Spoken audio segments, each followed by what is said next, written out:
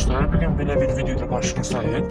Bir tane böyle program tapmışık ki qəribə varlıqlara, cinlərə deyir ki, bizə konum var. O da bizə konum atdı, bizə gedir. İndi biz ona dedik, o da bizə konum atdı. İndi biz oraya gedirik. Oraya gələndə sən şəbəkəniz belə bir realdır, yoxsa yalan. Gördüğünüz kimi gelmişik, az qala qabaqdakı xarabalıqdır. Gedir yolu.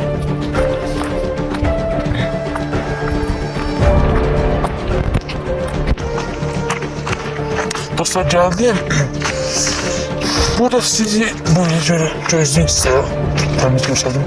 Sizi dəhşətə gətirə bilər, amma bu neçə ildir ki burada durub, yani xarabalar neçə illərdir ki buradadır.